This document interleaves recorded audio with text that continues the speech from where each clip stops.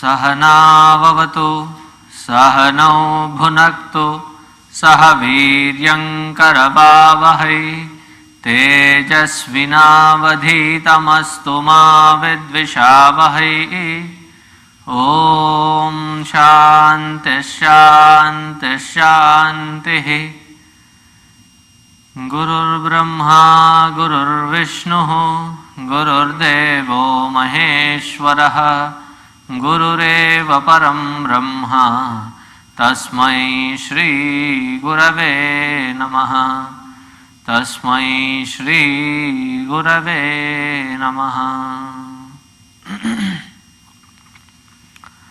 सच्चिदानन्दरूपाय विश्वोत्पत्त्यादिहेतवे तापत्रयविनाशाय श्रीकृष्णाय वयं नुमः। निगमकल्पतरोर्गलितं फलं शुकमुखादमृतद्रवसंयुतं पिबत भागवतं रसमालयं मुहुरहो रसिका भुवि भावुकाः। जन्माद्यस्य यतोऽन्वयादितरतः चार्थेष्वभिज्ञस्वराट् तेने ब्रह्महृदाय आदिकवये मुह्यन्ति यत्सूरयः। तेजो वारिमृदां यथा विनिमयो यत्र त्रिसर्गो मृषा धाम्ना स्वेन सदा निरस्तकुहकं सत्यं परं धीमहि। धर्मः प्रोज्झितकैतवोऽत्र परमो निर्मत्सराणां सतां वेद्यं वास्तवमत्र वस्तु शिवदं तापत्रयोन्मूलनम्। श्रीमद्भागवते महामुनिकृते परैरीश्वरः सद्यो हृद्यवरुध्यतेऽत्र कृतिभिः शुश्रूषुभिस्तक्षणात्।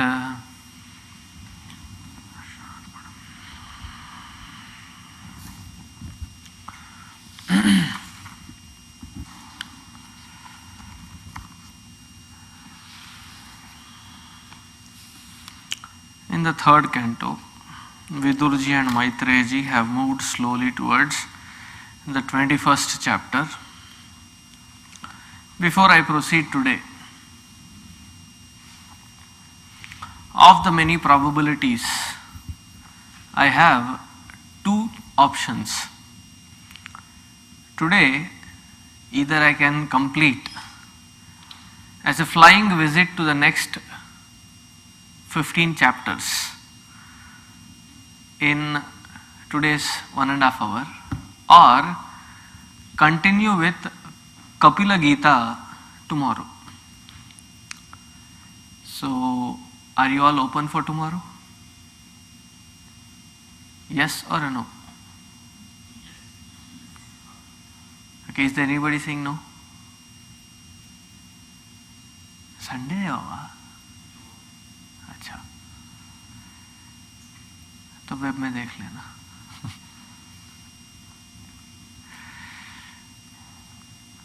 The reason this is a very beautiful interaction which even the Lord mentions in the 4th chapter, that in the very beginning of the creation I gave this Sankhya Yoga, and that is this Sankhya Yoga which we will be dealing with.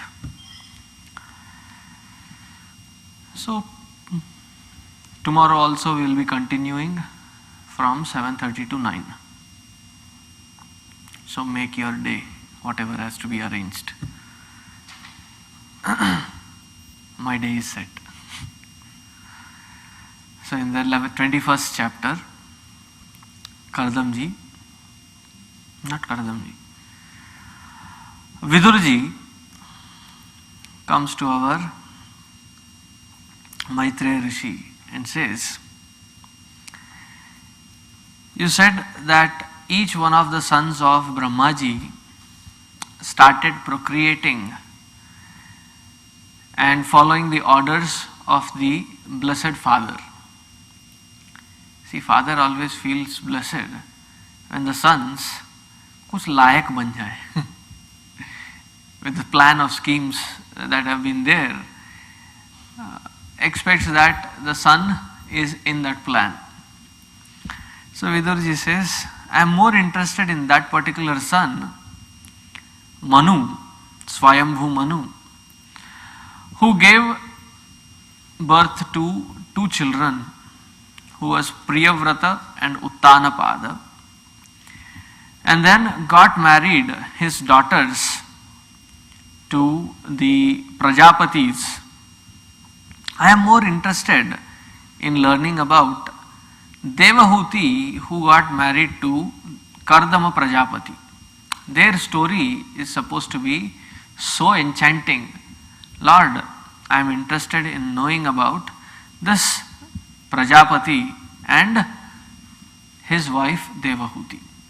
Of course, after that I am sure you will be dealing with the other stories of the other daughters. The one Ruchi married to Daksha Prajapati also will be covered by you. Now Maitreya is thinking, to teach somebody who does not know Bhagavat is very easy.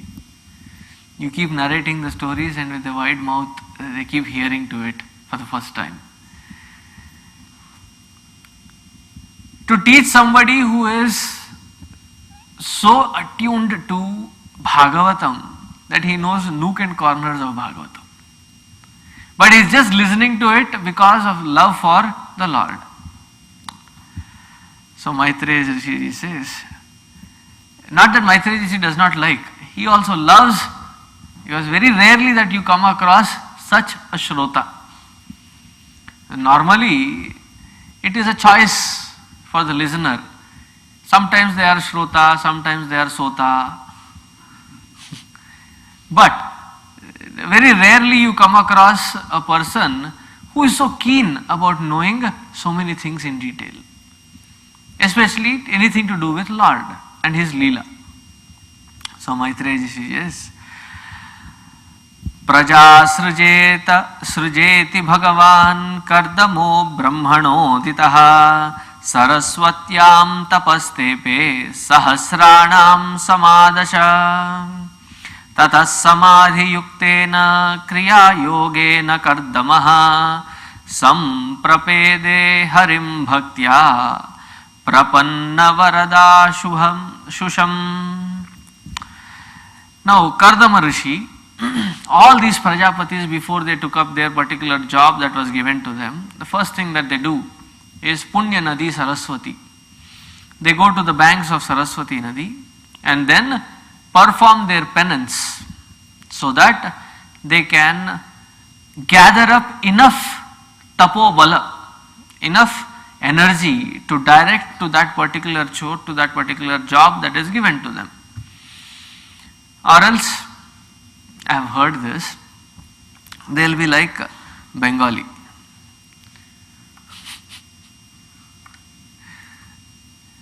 You know why? Because there are Chatterjees, Mukherjees, Banerjees, but no energies. We will also be like those people who take more breaks than do any kind of job. Like when kids come here and say, Swamiji, I have this NSC. Is it called NSC? Some service that they have to do for certain hours and they need somebody to sign. Give me some work. I said, okay. Dig holes for my plants so that I can plant them. One hole, little bit that they dig. Swamiji, can I have some Gatorade? Hardly you have started work. Okay, मैं तुम्हारी service करते बैठूंगा. You have come here to offer your service. I said, okay, I am ready for that also. Go get your Gatorade from the refrigerator. And then do what? Do they do? Then while that Gatorade, 1 hour is gone, drinking that Gatorade and having their talk. Some fun. And then another little 1 inch, 2 inch. Swamiji, we are done. We are tired. You have never put such an effort. So when the job is done, it should be so meticulously done that nobody is required to watch on you how far you have done, how good you have done. And to find such volunteers is a great task.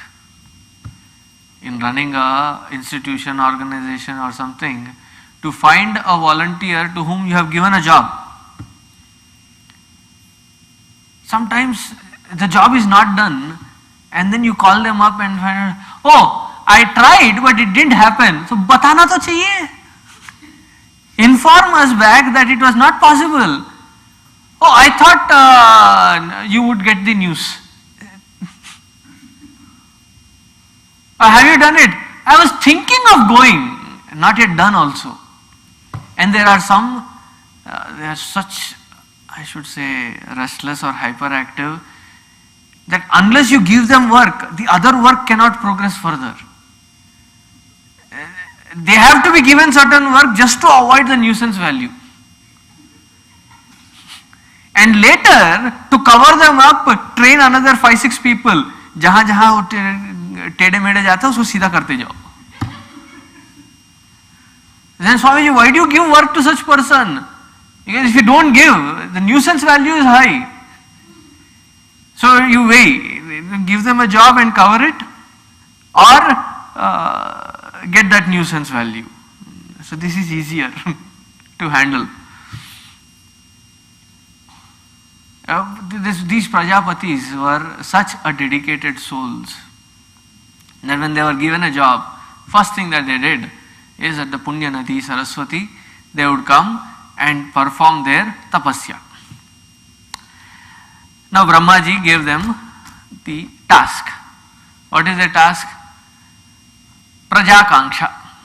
Go, procreate and expand this universe.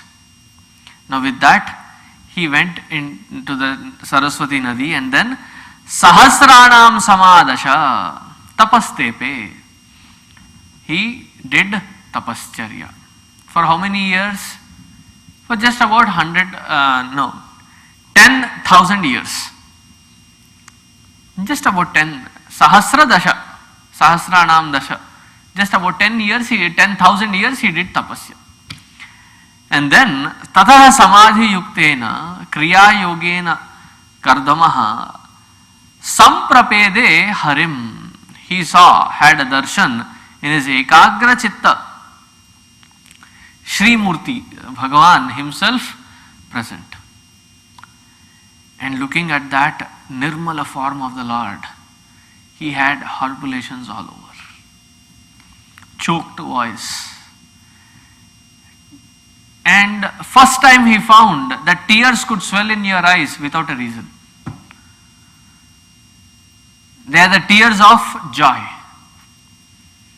Not that he was sad having those tears, they were tears of joy just flowing out. So he just stood there watching the Lord and his darshan. He was sitting on Kiritinam Kundalinam Shanka Chakra Gadadharam Shvetotpala Kridanakam Manasparsha Smitekshanam.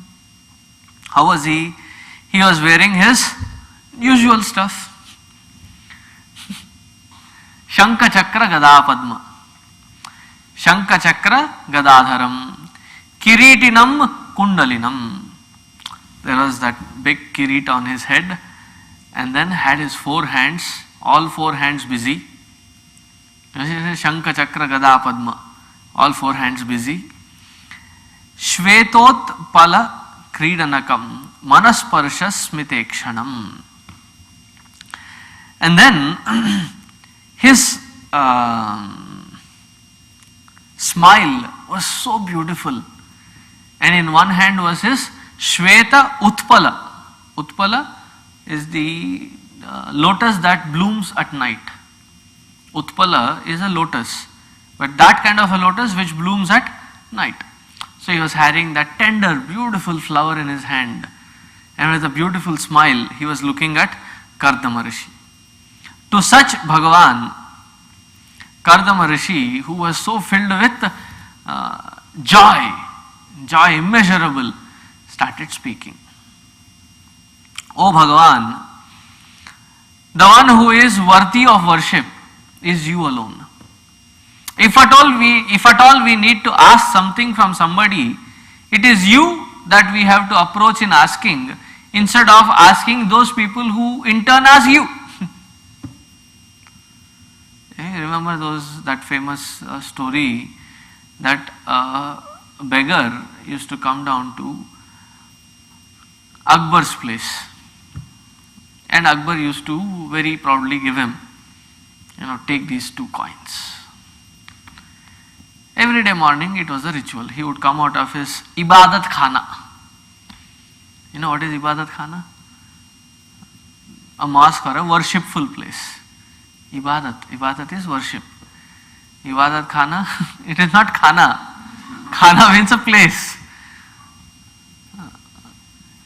So he would come out of his worshipful place and then give this beggar a handful of coins and then feel good that my day started with helping somebody. So one day that beggar came in little early. उसके बाकी घर भी जाना था ना, he had to cover other areas, new area codes. So he came in little early and found that Jahapana was still worshipping.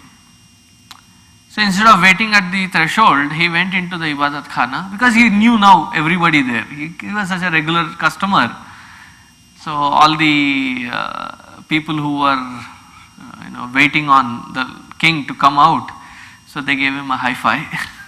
And we went inside, only to hear the king praise to that Lord, that, "O Lord, it is because of your mercy and power that I am what I am. Keep showering your grace and blessings." And he found that the king himself was asking that Lord. So this beggar returned back. And the king was feeling little restless that he did not give his morning alms. He found that beggar, went into his house and said, "Why did you not come? Take." It had become such a habit to him now. He said, "I don't care, I don't need. I have stopped, I have given up my profession. I have given up my profession of begging." So what do you mean? They say, "You yourself beg from somebody, and why should I beg from somebody who is already begging? I would rather beg from the Lord himself, who would give much more than what I expect." He is like the mother of this universe, who would never allow his own children to go hungry. So Kardama Rishi is also giving us in the same detail that, "O Lord, you are the only one who is worthy of worship. Nobody else and nothing else in this world is worthy of worship."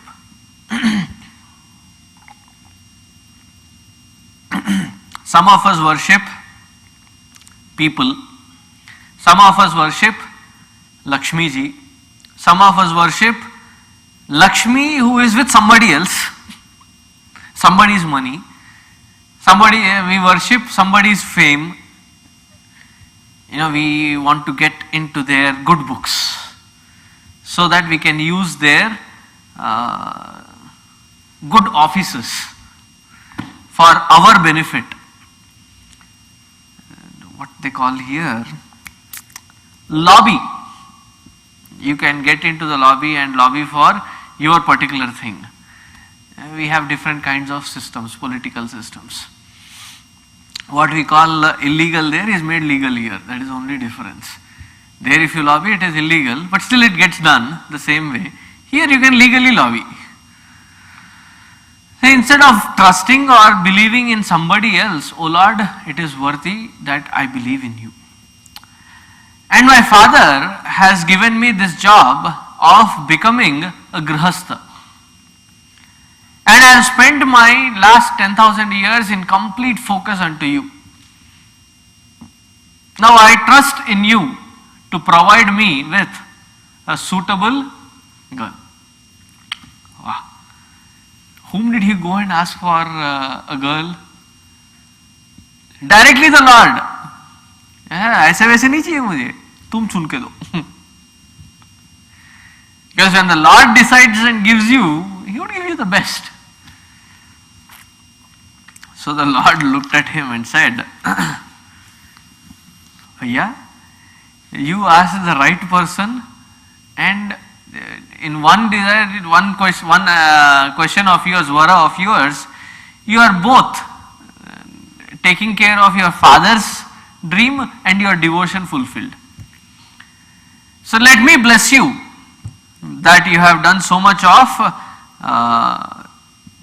aradhana and so much of meditation for so many years. I am so pleased with you. I understand what you have in your heart. Day after tomorrow, parso, day after tomorrow, you will find that in this very Bindusara Punya Kshetra, Bindusara is the place where Saraswati Nadi merges. So in this Punya Kshetra will come by this Prasiddha Samrat. Who is he? Swayambhu Manu. He will come with his wife and also his daughter. He in fact is searching for somebody who is choicest groom, choicest boy for his daughter. And you have asked the right thing right now. I will make sure that day after tomorrow they come by this place. And they have the daughter who is, this comes in the 26th shloka. Vayashila gunanvitam. She is of the appropriate age with great virtues and qualities. Mrugayantim patim dasyati anurupaya te prabho. She will be the right girl for you, for she has done her bit of tapascharya and also can help you in your further processes. Now, who did the match fixing? The Lord himself did this match fixing. Fixed this match, arranged. And then Lord says, you will have 9 daughters. You will have 9 daughters. Kardamaji was happy. My job, Lord has blessed me. And then he continues to say, wait Kardama, it is not yet done. He said, or? He said, yes. Because in your earlier kalpa you had a desire to have me as your child. So that will be fulfilled in this lifetime. For you and Devahuti, the daughter of Swayambhu Manu, Manu Nandini, I will be born as a son.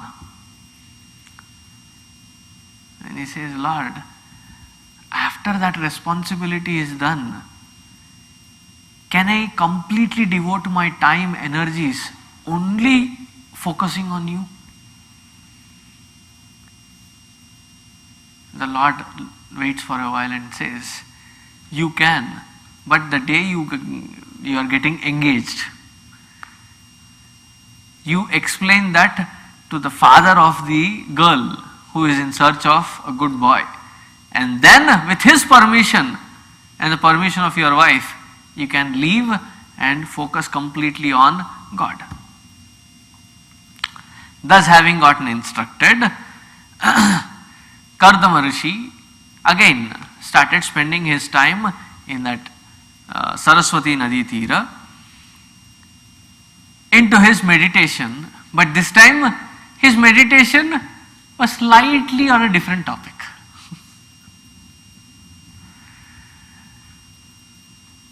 Probably he was singing, Baharo Phool Barsao. When he was singing to the nature, he was so overwhelmed that the Lord himself had blessed that his wife to be would come there and he would get married. So as he was waiting there, 2 days passed by, the Maitreya says that Manu came by with his wife and child, his Kanya. This is in the 45th shloka. Pravishya tirthavaram varam adirajas sahatmajaha dadarsha munimasinam tasmin hutashanam. As they were coming in, he just had completed his evening oblations. Evening karma, sandhya karma he had just completed. He got up and then paid tributes to the king, and the king was welcomed in a most royal way as capacity of the saint ascetic who was sitting there. Now this Manu observes this Kardama Rishi. How is he? He has been like in penance for a long time, that can be seen, because he had all this jata and his body had become very lean. But in spite of that, his eyes were shining, his body was glowing with the tapobala. So he inquired into, "Hey, kaun jaat ke ho bhai? Whom do you belong to? Who is your father? Tell me about your whereabouts." He said, "I am Kardama. I am his son." And having heard this, he comes directly to the point. He arranges everything for Manuji, and then, "Hey Deva," this is in the 50th shloka. He says, "Nunam chankramanam deva satam samrakshanayate vadhaya cha satam yatvam harehe shaktir palini." He directly inquires, and his way of inquiring, this is how Sajjana Purusha give the instructions also. Now he is a king who comes. He says, "In your rule, I am sure that everybody is living a righteous life. And anybody who is not leading a righteous life, I am sure that you are personally taking care that they lead a righteous life. And in order that this be executed, I am sure that you are vigilant and traveling all over and acquiring lots of frequent flyer numbers. Flying all over, moving all over the globe, wherever is your Rajya expanded, so that you can instill dharma in everybody. And that adharma does not take any shape. Hope that parents are doing their duty towards the children, children are doing their duty towards the parents." And he gives the complete dharma shastra, saying, "In your rule, I am sure all this is happening." It could be taken in two, three meanings now. If the king who has come is not following, this is the instruction to that king. If the king is already following, this is like recognizing what the king is doing. Even if the king is already doing it, recognizing it, and then blessing it with his tapobala. So it is an instruction manual, it is a recognition and a blessings given by the Mahatma. Having said this,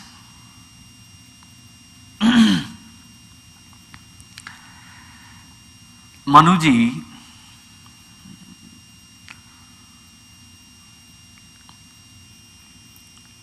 as he has come into that place, Kardama Rishi looks at him and says, knowing very well what Lord has said.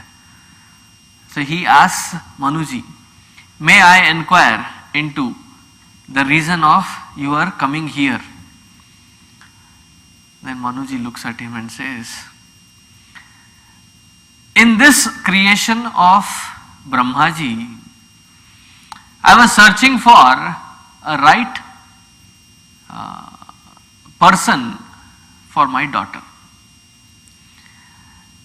I have found you to be the right person for my daughter in all perspectives.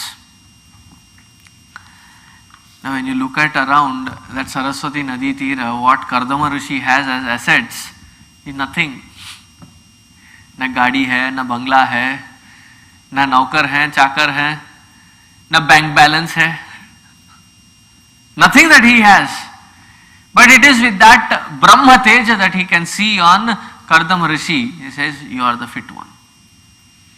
And I am sure my daughter will also be fit in marriage to you.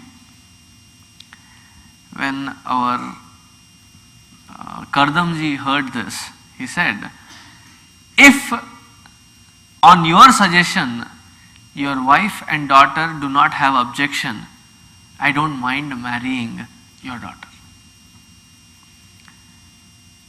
So for the first time it seems, I had to go through Bhagavat, right? For the first time Devahuti looks at Kardama Rishi. जरा तिरछी नजर से देखा उन्होंने, पलक उठा के देखा उन्होंने. Sometimes when these poets, their poetry, when you see how beautifully they have captured that feeling in the words which sometimes we are not able to express. You might have heard this song, Palak band kar loon, jhalak hi na jaye. So she looked at Kardamaji and then quickly closed her eyes. For two reasons. Because she was shy. And second, that beautiful form that she had just seen, she didn't want to forget, she didn't want to miss that form. So she quickly closed her eyes to register that form in her heart. Now when Manu saw this with his own daughter, chalo, she has no problem, objection, she has approved. Then he looked at his wife. His wife did not, Aji sunte ho, and take him aside and talk to him separately. She was eagerly waiting that this match be fixed. This boy was looking so handsome and worthy enough. So he says, Kardamaji says, that I am ready to accept your daughter as my wife through the Brahma Vidhana. In Manusmriti it is said that marriages between two people can be of they are of 8 different varieties. So when people ask, Swamiji, is love marriage good or arranged marriage good? First of all, कुछ तो कृपा करो, किससे पूछ रहे हो?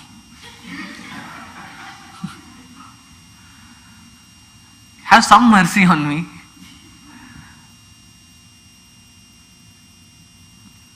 Because that is one field that I know nothing of. But I only wish for one thing.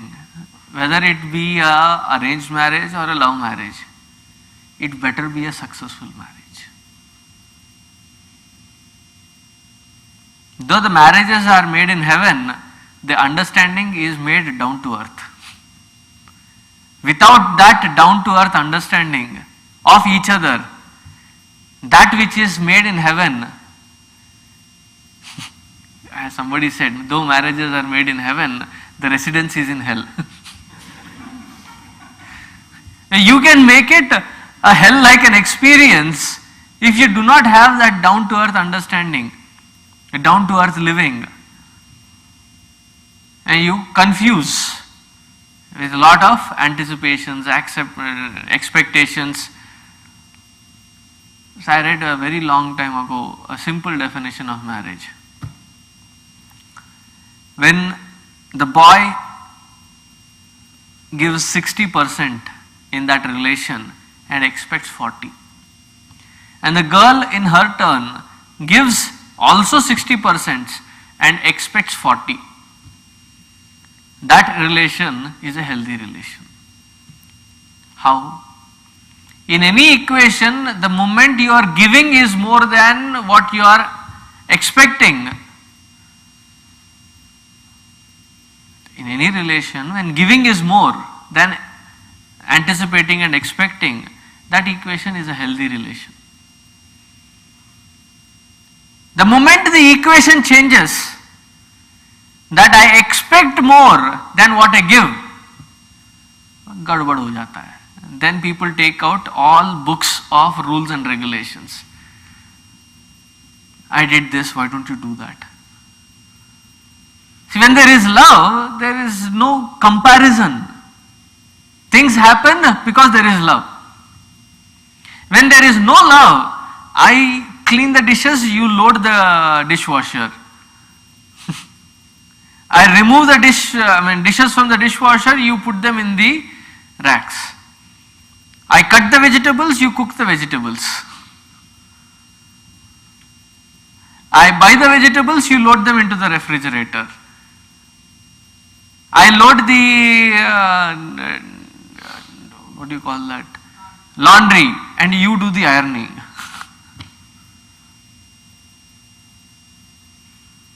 I drop the kids, you pick the kids. If there is always this, comparison of how much I have done and how much you have to do, there is a wrong equation. When you both come to an understanding wherein, probably in the initial stages because of the Kama Vasana, you are mad for each other.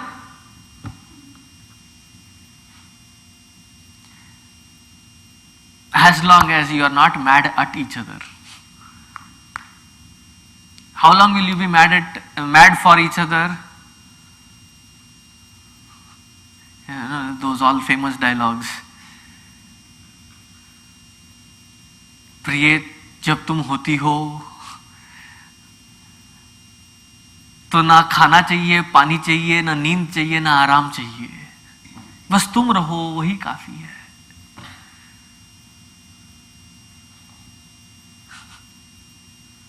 It has been observed on an average 1.5 to 2 years.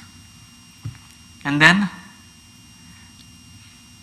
she has her own dining time, eating time, sleeping time. He has her own schedule, separate, different. And then even if they are close, I need my own space. Don't get onto my nerves. Give me my space. Fine. As long as you are not mad at each other.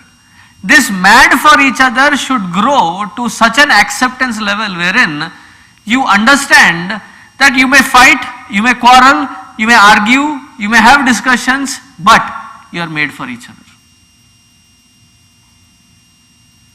Just because there are these differences of opinion, it should not mean that there are differences in love. But opinions become so strong that the values become diluted. I say so you have to listen, is the expectation. हो गया SN. You know what is SN, right? सत्यानाश हो गया. Completely destroyed.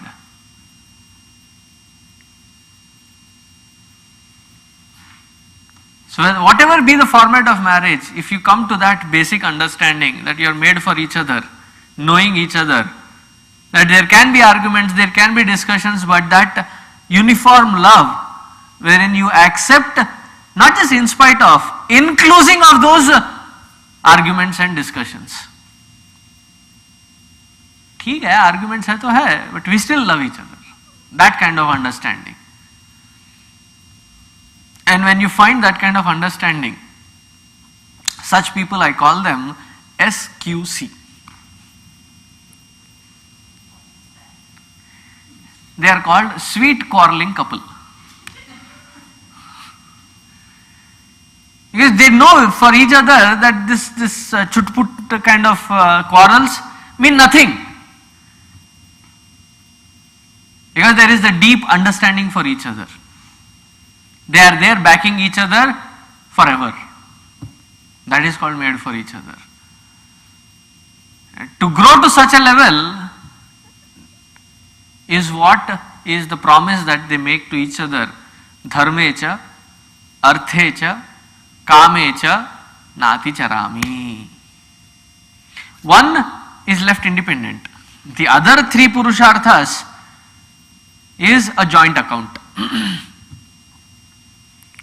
Dharma, righteousness, artha, wealth, kama, desire.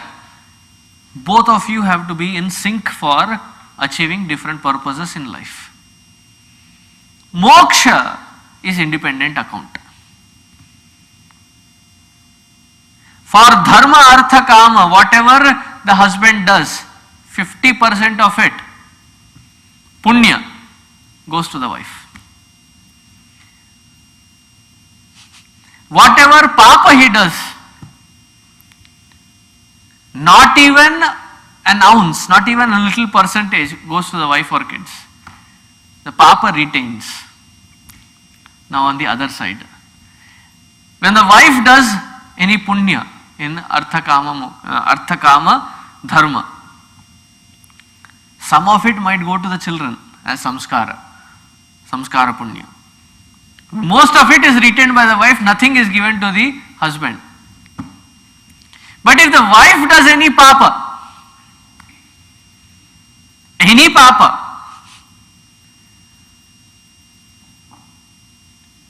immediately half of it goes to the husband. हाँ जी, अबे संतोष कीजिए ना, हर चीज का वाई क्यों? That is what is decided. Take it as a base line and move forward. नहीं, आपके लिए घाटे का सौदा है, उनके फायदे का सौदा है. बिकॉज वाइफ और husband is the one who is called bharta, the one who has to rakshan poshan palan as responsibility. He can not make a mistake. Whereas Bharya is the one who has to be taken care of. That is the vow in the marriage.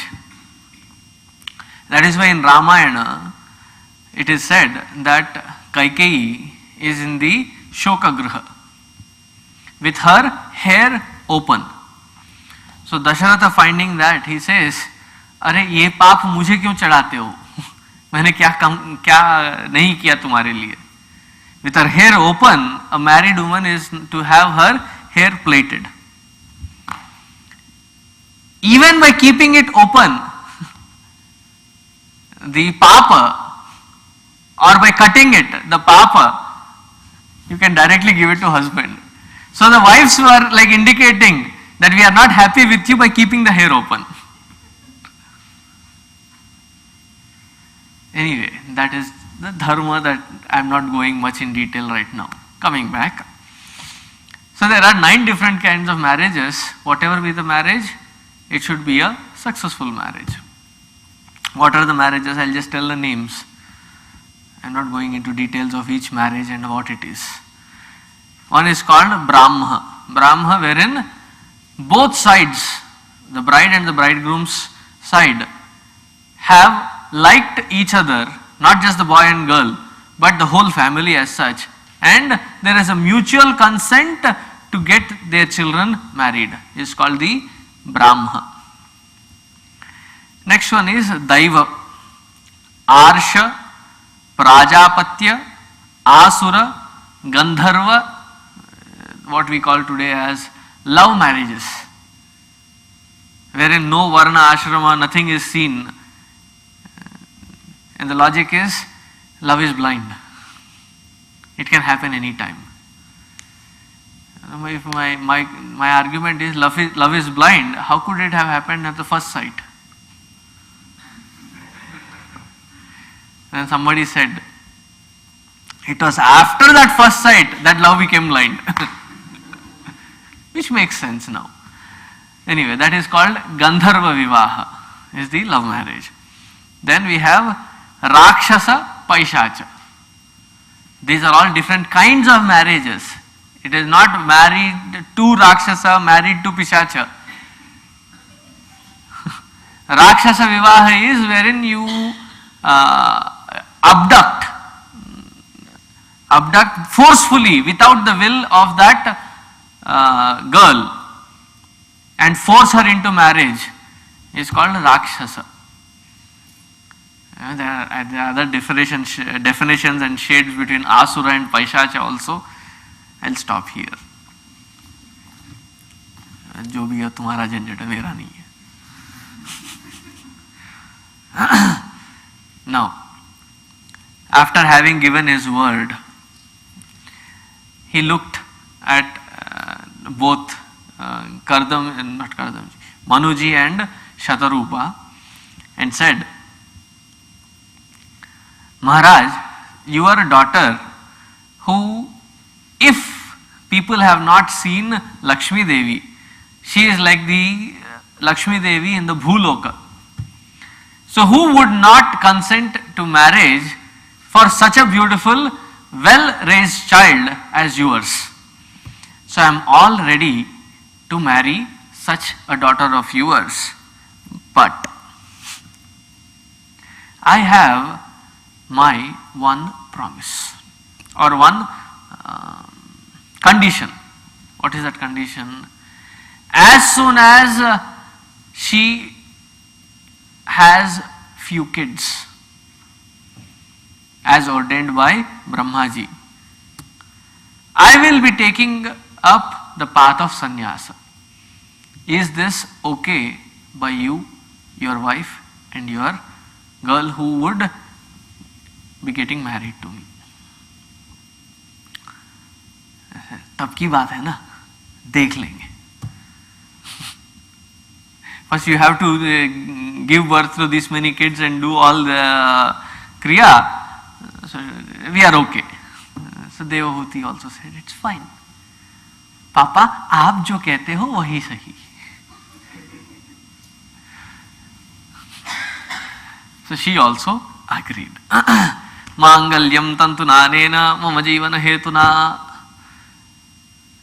Tantuna anena, with this thread of Mangalya.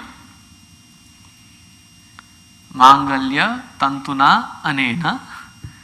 Sometimes while listening to this mantra back in Andhra, where we are from Andhra, sometimes we used to get a different meaning out of it. Tantuna means kicking you. When I did not understand Telugu, Sanskrit, I used to think, why are they having this mantra as such a pavitra mantra for getting married? And that mantra says that I am going to kick you. And having seen couple of examples when I was young, I thought that is what they mean maybe. Mangalyam tantuna anena. Tantuna means with a thread. Anena, with this one. Mama jivana hetuna. I am accepting the responsibility of her as my wife. And the wife also says, Badam, I also agree in accepting him as my responsibility. If you are responsible for yourself, that is when you are capable of being responsible for somebody else. Mama jivana hetuna kanthe badhnami shubhaketum mama jiva sharadam shatam. I do. For whatever, health or in sickness. So there were these small kids playing marriage. So there was a boy, there was a girl, and then there was a pastor. They were all kids. So this pastor said, in health or sickness, this boy, not pastor, this boy said, in health or sickness. The girl very promptly said, in health. In sickness, you take care of yourself, I don't care. In richness or poor, definitely richness. So it is not a choice, but whatever be the condition, we act now from here as one unit. So they got married. Now what did they do after they got married?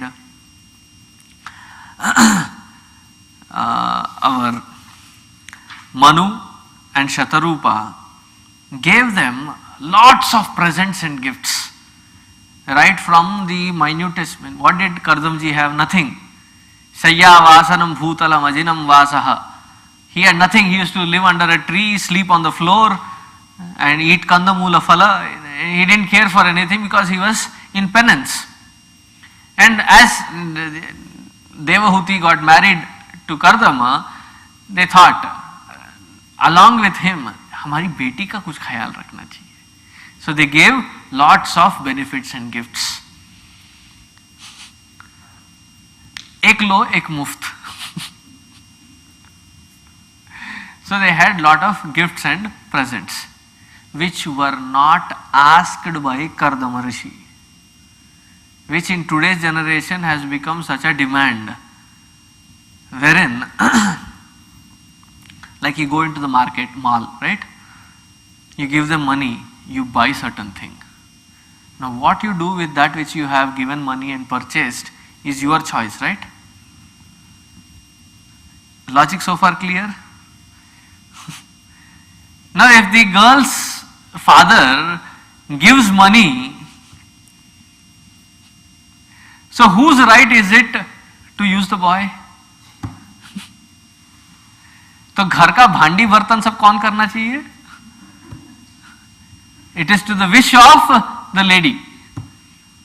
It is a wrong system wherein dowry has become such a main thing that there are dowry deaths and dowry tortures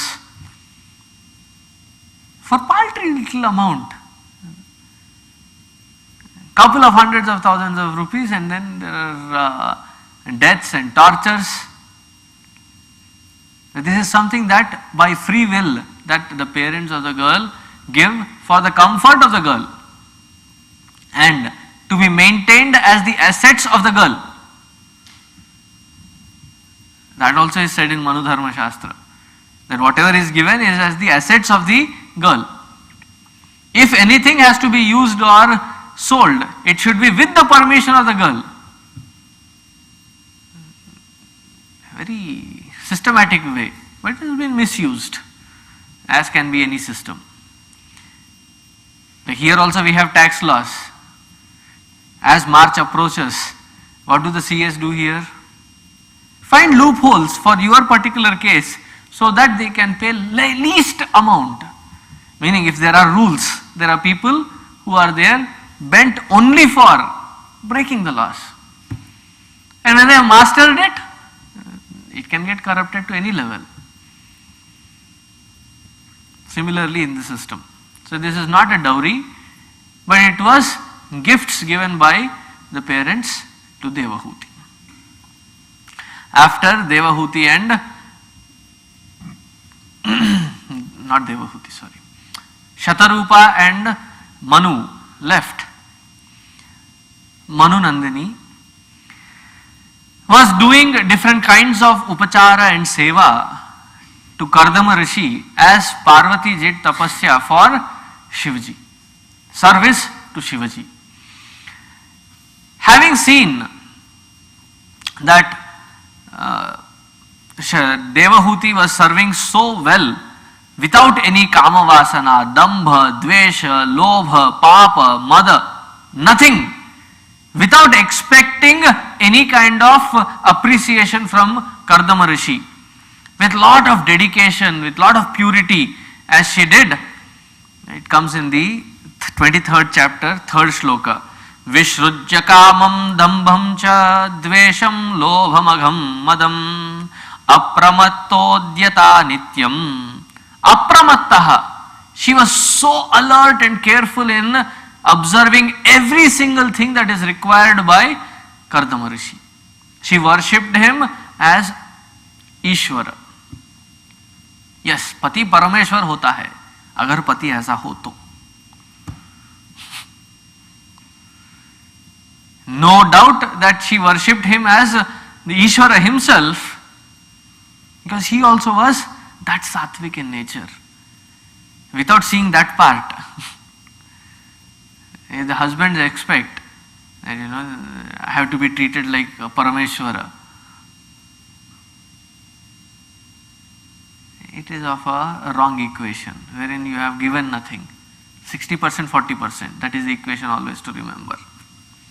So having seen her work, Kardamji felt little soft on Devahuti ji. Why? In taking care of him, she had become so thin, neglecting her own physique, neglecting her own health. She was taking care of Kardam Rishi and his penance. And one day he calls Manunandani, Devahuti, and says, "You have taken care of me so well. I am pleased. Not only that, I understand your Manoratha. I understand your feeling. I can read your mind."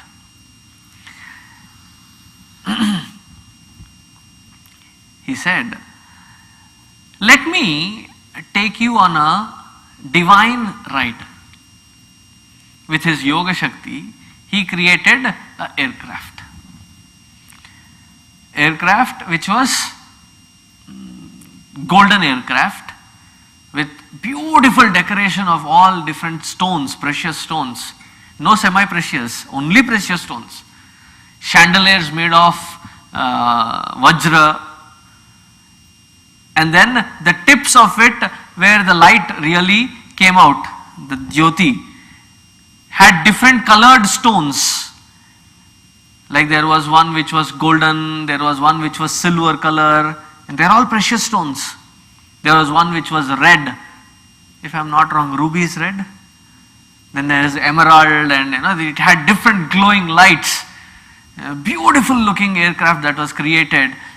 And he said, "Why don't you join me in?" Devahuti ji looked at her husband and said, "It looks so beautiful and pure. Look at me, shabby. I feel little apavitra to enter there." So she was like, feeling bad that she was not qualified almost in entering there. He said, "Don't worry. Go into that Bindusara lake. Refresh yourself." And as he said, and she turned into that Bindusara lake, to her surprise she found that there were thousands of these young damsels sitting there. As soon as she walked in, they all stood up. "Maharani, whatever is your order."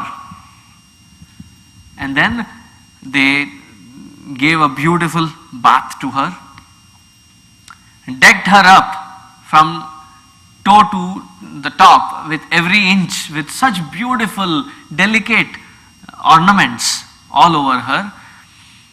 And she was wearing such beautiful cloth that her original glory as Manu had given her to Kardama Rishi could be seen back in her.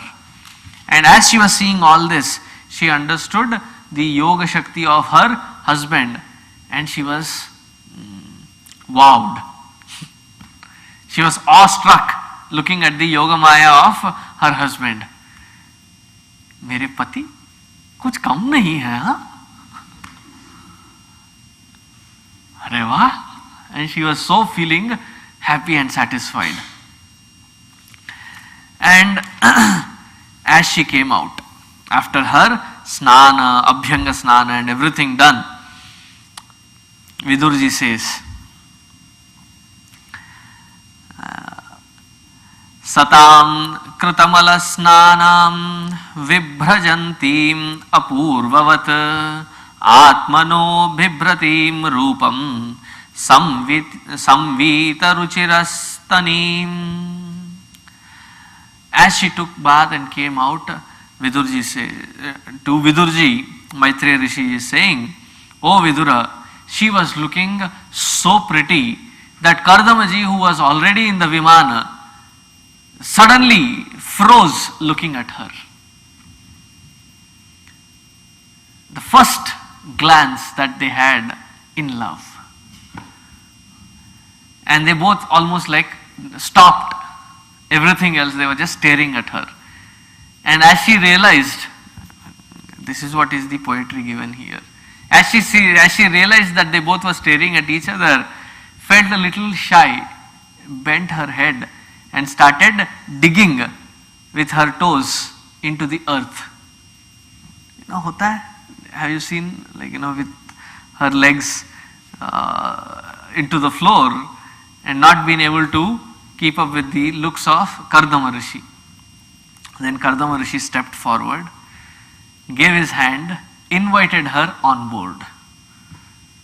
Please join Air Kardama. Like Air India, Air Canada, Air America, American Air. I said Air Kardama. And then as she stepped in, she saw that there were plenty more servants. It was a multi-decked flight, wherein there was a quarter for cooking chambers, and there were people working there. There were quarters for taking care of Kardamji. There were people who were employed for taking care of her. There were people employed for cleaning up this whole thing. There were people who were ready for each part of it. There were so many servants, and they were like living in their own kingdom. That whole flight was like a big kingdom which had its own praja, and Kardama and Devahuti were like the king and queen for that flight.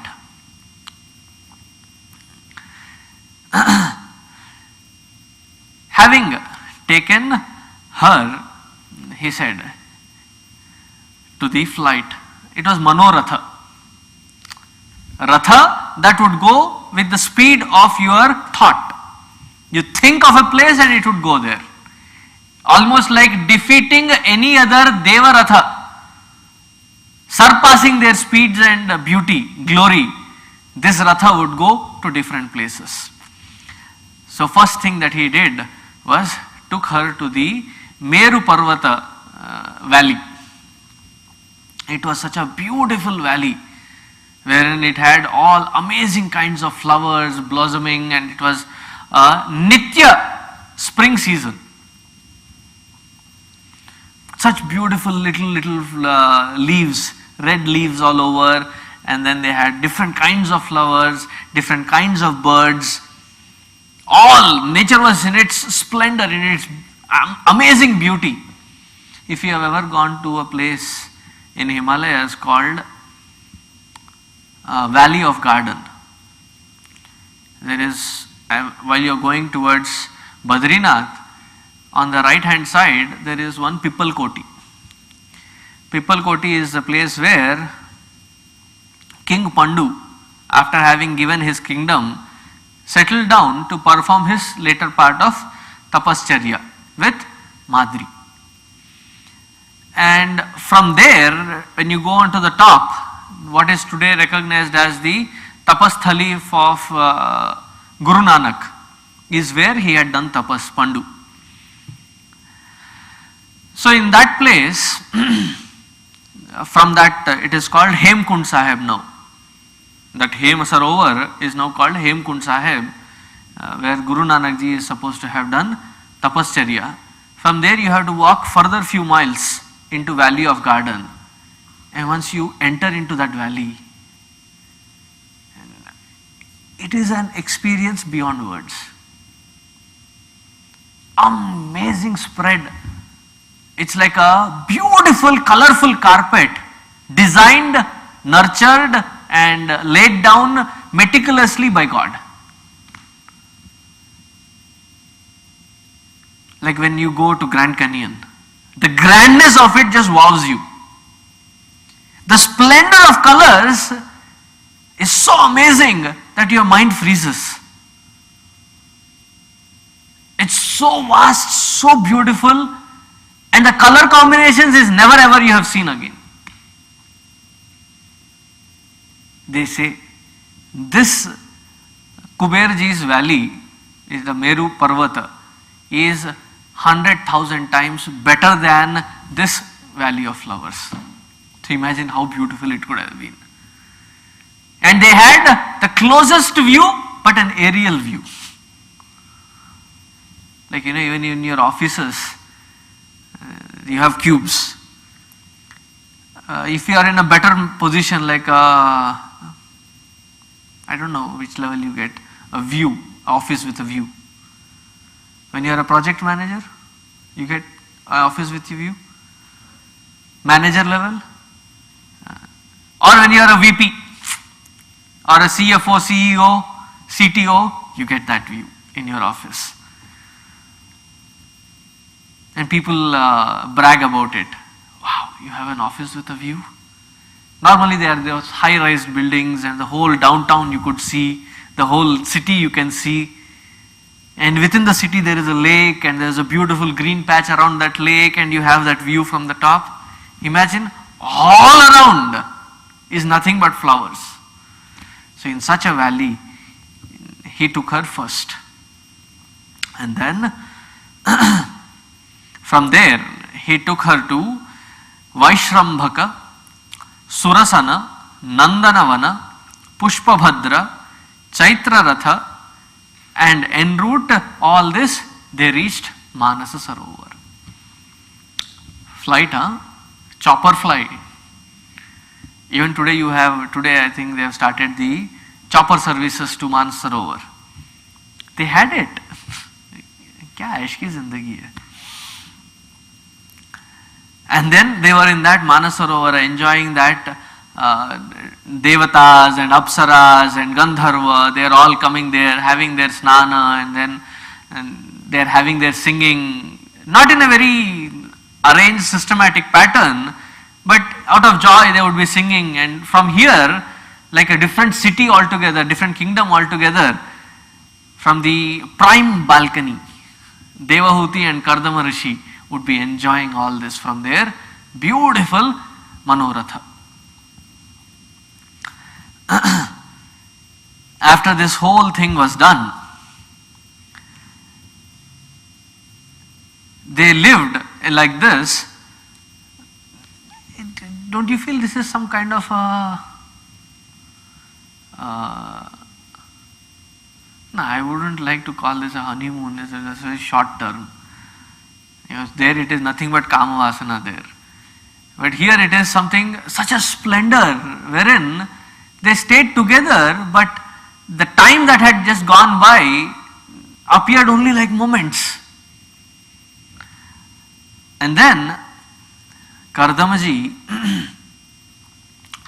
turned to Devahutiji because he knew what was the blessings of the Lord, that he will have 9 daughters.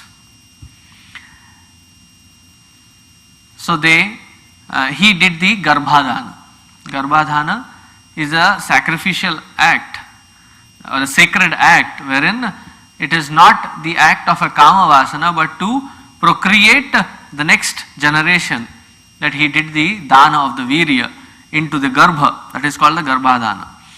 And then she was in due course mother of 9 beautiful children. And one side she was happy that she had 9 beautiful kids, 9 daughters. The other side, there was something bothering her.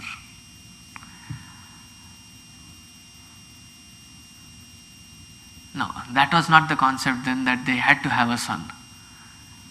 She was not bothered about not having a son. She was worried. Why? What was his promise? The moment the children are born, he would quit and go back to sannyasa. And she was feeling so bad within, she didn't know how to approach this topic. With lot of courage and willpower, she suppressed her tears within her eyes and then looked at her husband, Aji sunte ho? And then immediately put her head down, because if he would look into her eyes would swell with tears and she would start crying. She immediately put her head down. And then Nakhamani Shriyaha Bhumim Pada Likhanti Adhomukhi. Adhomukhi, facing downwards, she started pressing hard in tension, in pain with her Nakhamani. Nakhamani is her foot toenails. She started digging again into the earth in tension. not able to express her feelings. Devahuti said in a very dispassionate tone, with lot of vairagya. She said, Lord, I have spent my past so many years with you without any focus on Paramatma or any other supreme thought in my heart. But as it is said, if your sangatya, if your attachment is towards somebody who is Duratma, you end up with bad results. But since I was attached to a Mahatma like you, I hope my results are something good to look for. Now I have these 9 kids to get married, and their responsibility. Hope you will stay till they get married and you are there for the Kanyadana. And when these 9 kids are gone, Lord, you will also be gone. Is there a chance that I have somebody that I can look up to, or somebody who can look after me? So Kardamji understood. He said, Tathastu. He said, I am not going right now. Then he revealed to her what was the blessings of Narayana to him, that they would be blessed by Narayana himself. So in due course of time, Narayanji, with the help of the virya of Kardama Mahamuni, entered Devahuti. And it is said, normally even if somebody who is pregnant, there is a different glow on their face. There is a different shine on their face. With the Lord himself in her womb, she was glowing. Sometimes the bees, the bumblebee, would mistake her to be a lotus, bright, and keep wandering around expecting some madhu in her. She was that bright and shining because the Lord was in her womb. And soon, and this was way after their daughters were given in Kanyadana. So what happened?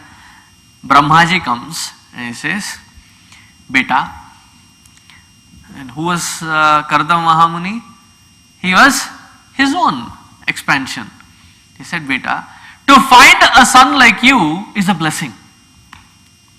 Because you have done tapascharya, but unlike my first few sons, you also have given good helping hand to your father in expanding his vision.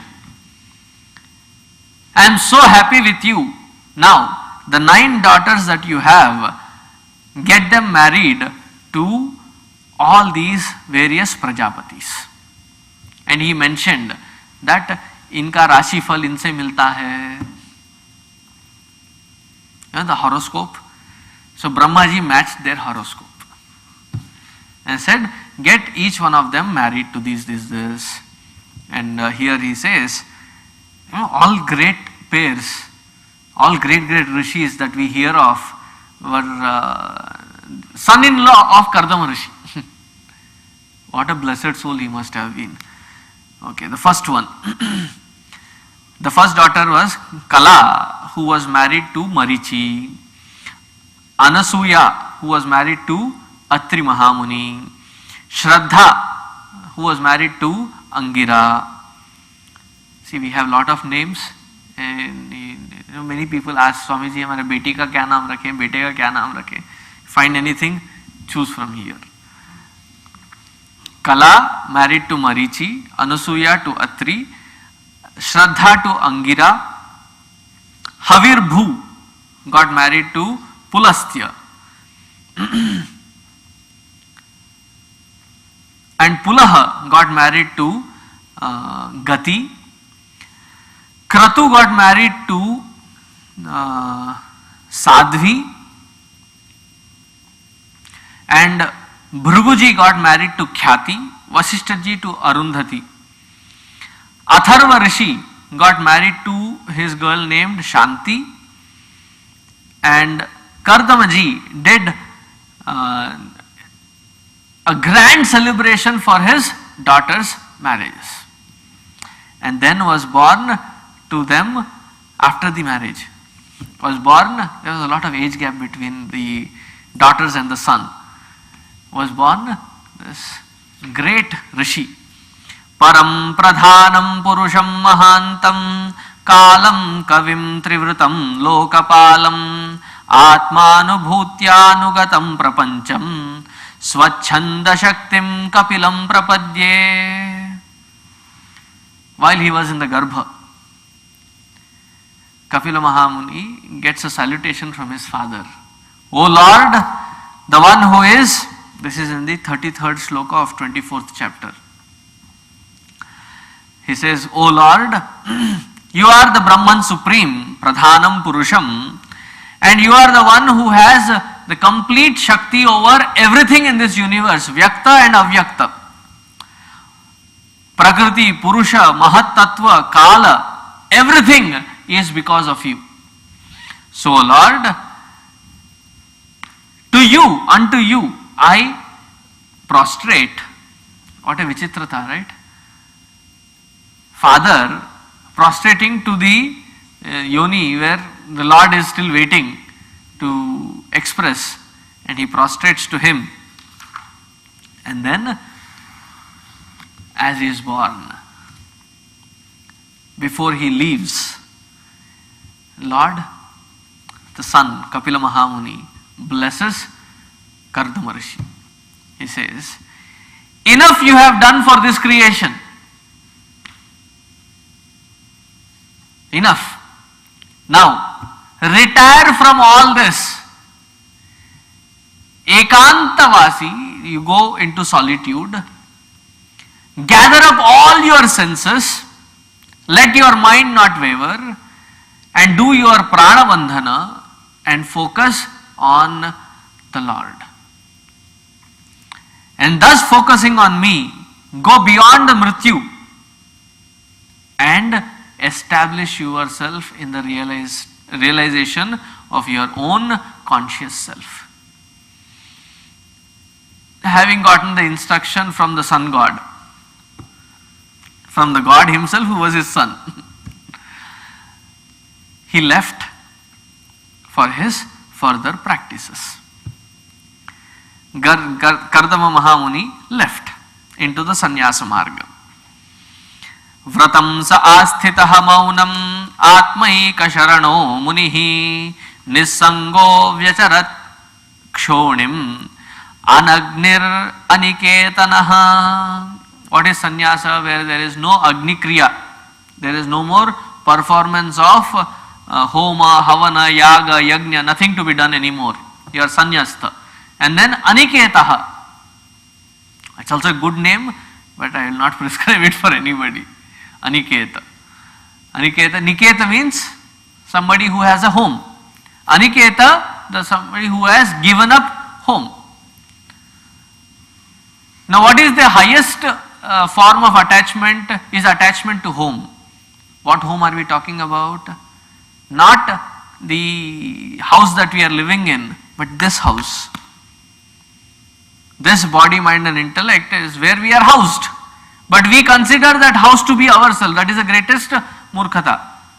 He abandoned that bodily identification and led a serene life of a great sannyasi. Now as he left, now Kardama Rishi's chapter is done. Now Shaunakaji asks Sutaji, is he the same one who is famous for the Sankhya Shastra, who had given such beautiful description about the Tattva Shastra? So Sutaji says, this was the very question what Vidura asked Maitreya. So have patience and listen to the further part of the story. So Devahuti asks, you are called Brahman, you are called Bhagavan, but I call you my son. You know, maa ka mamkar alag hota hai. So she said, O Lord, O my son, For the past so many years living with your father in this particular duty of procreation, we were left to indulge in our senses. And now I can see very clearly that my ability on my indriyas and mana is not that great. And we are bound in this ajnana andhakara. So much that this deha, this house and this whole wealth and glory, we have started considering ourselves as this. So Mahamuni, you are the one who is extolled even in the Bhagavata. So why don't you remove my this andhakara? Remember a small little son, mother who has lived for tens of thousands of years and now is waiting for jnana from Kapila Mahamuni. So Maitreyi says, from here on, listen very attentively the great Shastra of Kapila Mahamuni. Yogaha adhyatmikaha pumsam mato nishreyasaya me atyanto paritaryatra dukkhasya cha sukhasya cha. This adhyatma yoga, which is not talking about how to be sukha and how to beat the dukkha. It is something that takes you beyond sukha and dukkha, beyond the one who is eagerly waiting for more sukha and to remove dukkha. It is to take you beyond that in the most logical way. Talking about, see, Sankhya Shastra or Sankhya Shastra, it means the most logical approach. Tattva Vivechana. In fact, the Lord Himself says, Sri Bhagavan Ovacha, this knowledge is for diluting the Linga Sharira. Diluting the Linga Sharira is, there comes a period in your sadhana wherein you can very clearly see that there is no necessity of ahankara. What does ahankara mean? Presence of kartrutvabhimana and bhoktruttvabhimana, doership and enjoyership. There comes a time wherein you can very clearly see that these two are absent. But that is not end in all. In the Karana Sharira, or which is called the Linga Sharira, there is still that Jivatva hanging. That Jivatva has to completely vanish, evaporate. Which can happen only with Jnana Sadhana of analyzing and firming your knowledge, confirming your knowledge by experience and moving forward. That the erroneous identity of Jivatva can be dropped from the Linga Sharira. So this Tattva Vivechana in different facets, different angles, O Mother, I shall be explaining it to you, which will be the Karana for your moksha. So please listen with correct attentiveness and Shraddha. Thus, Kapila Mahamuni starts with the Kapila Gita. Gita, the knowledge that was given by Sri Kapila Mahamuni to Devahuti, which is later recognized as Sankhya Yoga. The whole of second chapter is the crux of this discussion between Kapila Mahamuni and Devahuti. See, I think the next 10 chapters, almost 10 chapters. This one has what, 35 chapters or 36 chapters? Tritiya Skanda, Trayastrimsha, okay, 33 chapters. So next 8 chapters. Next 8 chapters is the Tattva Vivechana of Kapila Mahamuni. I could have completed all that in one line, that this is Bhakti Yoga, this is Jnana Sara, this is the Ashtanga Yoga as prescribed today, or I could have continued it tomorrow. So I somehow felt that it was injustice to group all that and say it is done.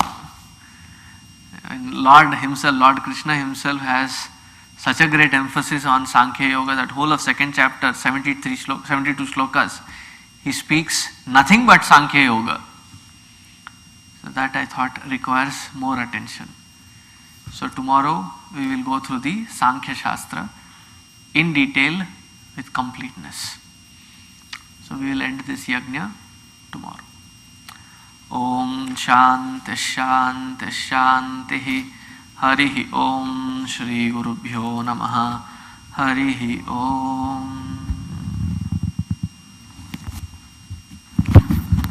So tomorrow we meet at 7:30 in the evening after Aarti.